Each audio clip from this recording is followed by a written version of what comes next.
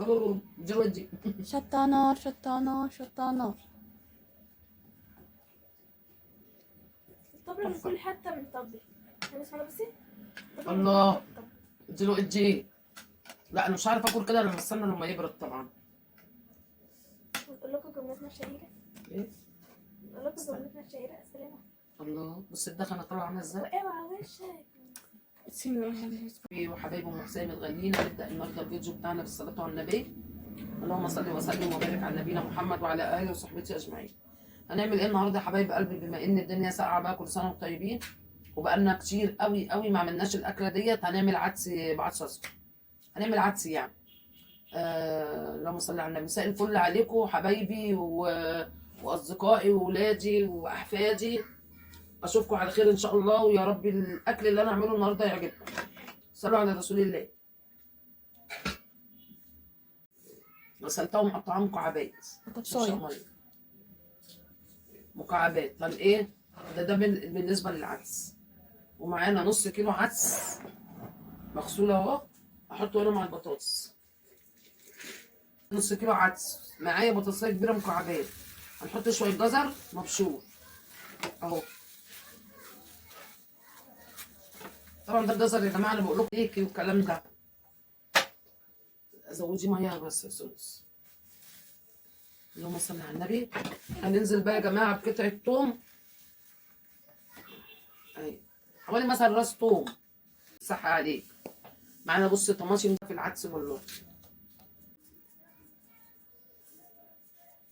حوالي معلقه كمون صغيره.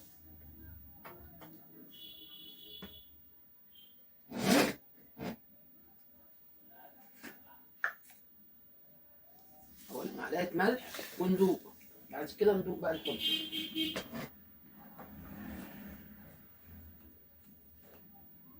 فلفل اسود اهو. ده الساده بالسمنه البلدي بتاع سميره وسرده. بص السمنه عامله ازاي في على الوش. طبعا اللي عنده ليا بيحط ليا بيبقى افضل واحلى كمان. وده بتاعنا بقى بالشعريه الجمال والحلاوه اهي. ايه رايكم؟ ماشي؟ ايه رايكم في الجمال والحلاوه ديت؟ اديله اتش. احلى بقى عدس من ام حسين. لو عجبكم الفيديو الجميل الحلو ده ما تنسونيش بقى في اللايكات وفي التعليقات، واللي ما عملش متابعه بالله عليكم يعمل متابعه. وان شاء الله اشوفكم على خير واعمل لكم الاحسن والاحسن. والسلام عليكم ورحمه الله وبركاته. اوعى وشك مع ام حسين، واشوفكم في فيديو جديد. حبايب قلبي كده عشان العدس يتسلق كويس. طب الكيس والكيس ده ما اتربطش، فعشان كده متبخر.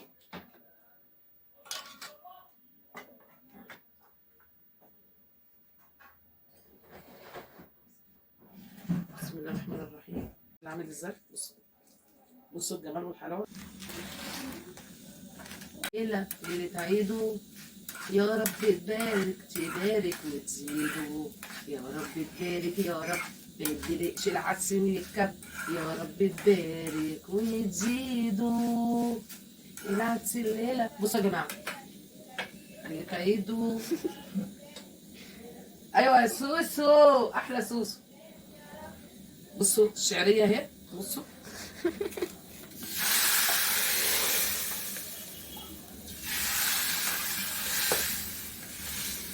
طبعا اللي حابب بقى بتحمروا بقى البصلايه وتشوها عليه اخر ما ايه ما بتعملوا العدس.